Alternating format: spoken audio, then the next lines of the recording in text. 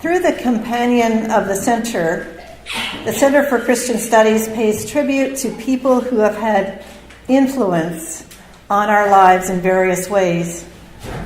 Graduates who through their life and ministry have brought distinction and honor to the school. Friends of the CCS community who have made a significant contribution to the work of CCS. And individuals in the wider community whose life and work embodies the ideals of CCS. Such an occasion offers the opportunity to express gratitude for their contributions to the life of this community and to celebrate the blessings. When individuals from among us are recognized, we honor the whole. When allies from the wider body are honored, we are reminded to stretch the bounds of our community in ways that include a spacious vision of CCS. Celebrating the award at the service of celebration reminds those among us who are graduating and the gathered community of the broader context and history of diaconia, and draws attention to our strength as a school and as a community.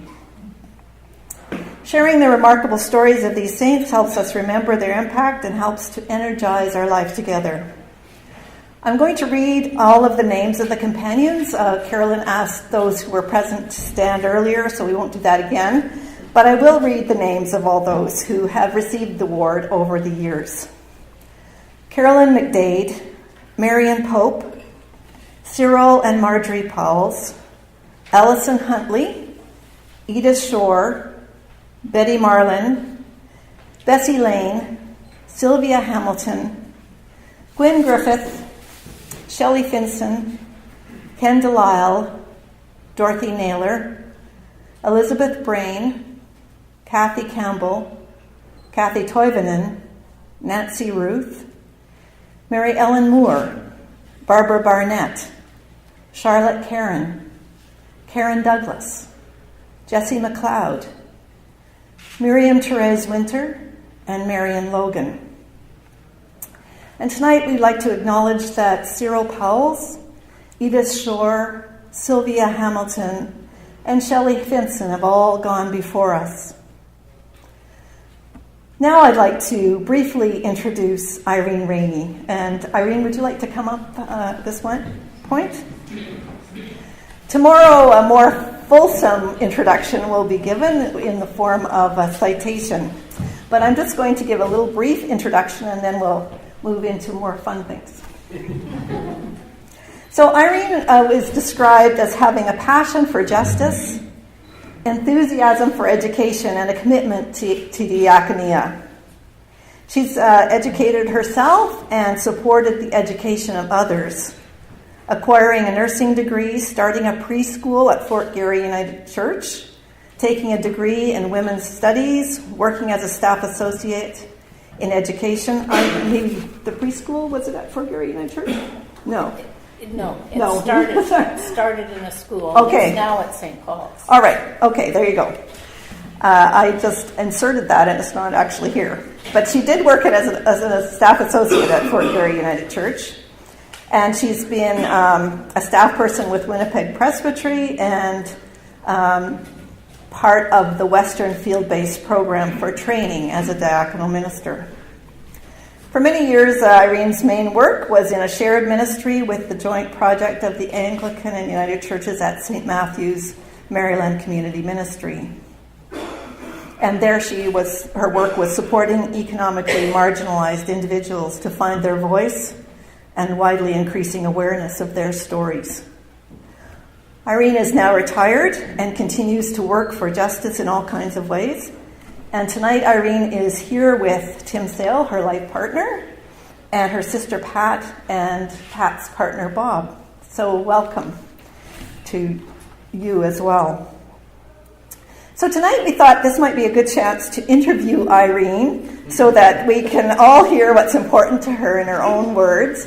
And we were going to do it kind of like a little interview with chairs. If we put chairs here and sat down, would that impede your view? Would it be better if we stood up? What do you think? Stand. Okay. So come over here. Okay. Okay, the first question. What do you enjoy doing for fun?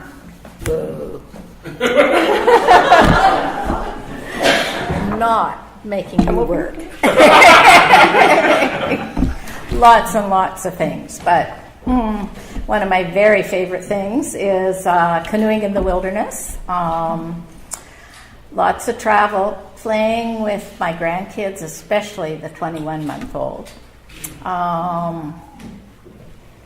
How many do I need? Well, you choose. Well, I would say that for fun, mostly I want to be outside. So canoeing is a highlight, but cycling, hiking, anything that hopefully encounters me with the natural world. And most recently, I had the wonderful opportunity of wandering on a beach with, I don't know how many, maybe 800,000, 700,000 penguins. That was fun. You can ask Irene more about that one later. So, if you were to have a motto, what would your motto be? You know, I'm not good at mottos because mostly I don't have a good enough memory. Good motto. That's a good motto. Yeah. But a couple of things came to my mind when, Lori had forewarned me about some of these questions and said, don't answer them. But because she didn't want me prepared, and I'm not. But one of the really important ones for me is, I'm not sure it's a motto, but that the personal is political. That's good. And there's another motto that I think really holds true for me, and just having come out of a learning circle, I think, this is, and it goes something like, learn from yesterday and live today and hope for tomorrow. So, thank you. What motivates you?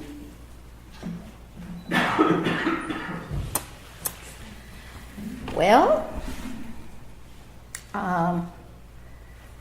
I think one of the big motivators often is getting angry. And especially in the face of injustice or distressing situations. And I usually start with a whole lot of anger and passion and energy. It has to be honed to be useful, but it isn't always honed well. Yeah, well, I took the question about what makes you angry off the list. Who are your heroes in real life? I'm using heroes in a generic sense. Well, in a sense, that's a hard question for me because I think I don't like the concept of heroes. That makes me feel that it's somebody above or separate, or so I'm not sure I have any heroes. I've had a huge number of mentors for whom I'm deeply grateful. All sorts of friends, people that sparked in me all sorts of things early on. And, I think about Betty Marlin through all my years of study, but even before Betty, Rob Johns, whom I don't know how many people would know, but he was someone that, I don't know, it was the beginning of my really hearing a call. And Ted's been an important mentor through the years. That's why it was particularly special when I got to be his learning facilitator. Good.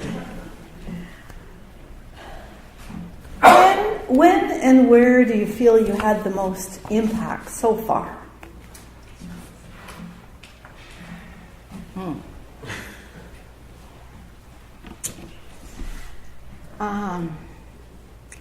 That's hard to tell from inside me. But one of the really important places for me in the ministry I did in the inner city for 10 years with Yvonne Naismith. I mean, it was awesome to work with a diaconal teammate.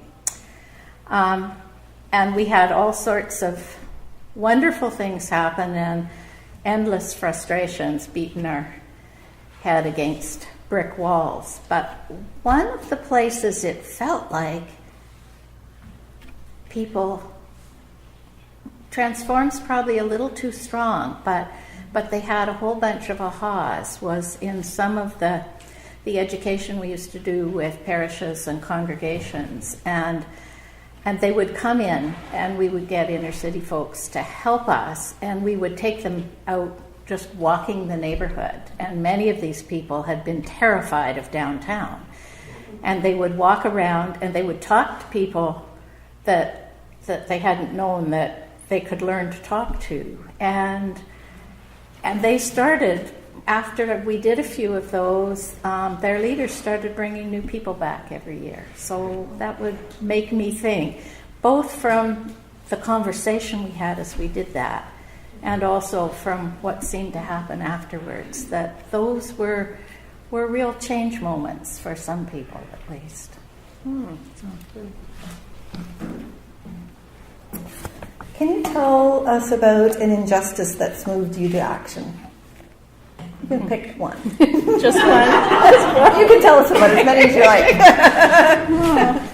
Well, there were certainly lots, through those 10 years of inner city ministry, of seeing huge injustice done to individuals and trying to advocate for them, and getting treated very poorly yourself. It was often real eye-openers. I think, separate from that, one of the really powerful experiences for me was going on the educational trip that Center for Christian Studies sponsored to Africa when Betty Marlin was there teaching. And Betty's students took us into many places where they, as a student, were going. And we encountered the AIDS pandemic. It was before I'd heard anything significant about it. And we met and saw and held many children and babies who had no family, who'd lost their parents. We talked to young people who were trying to raise or help their younger siblings, and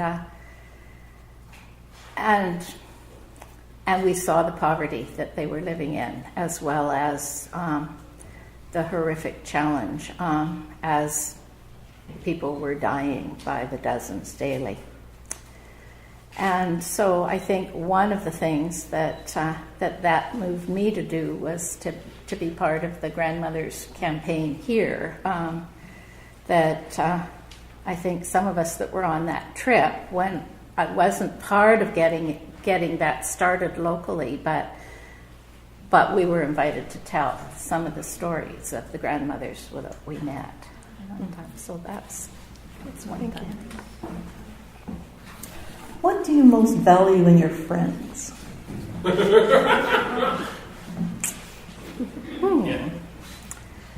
Well, I think mostly it's kind of the relationships that will have lots of fun with you, that will create with you, but will also support you and walk with you in those days when everything seems black. And I think most of us, if not all of us, do have those days. And so, there are good friends that have done that. And it's been very special. Good. What has been the most rewarding thing about your association with CCS? Well, I'm just come out from a week in the learning circle. And seriously, it has been huge gift to be into those learning circles and be able to become a learner again, but also to have opportunities to share wisdom, so to learn from the students and share your own experience. It's been really wonderful. Well, thank you.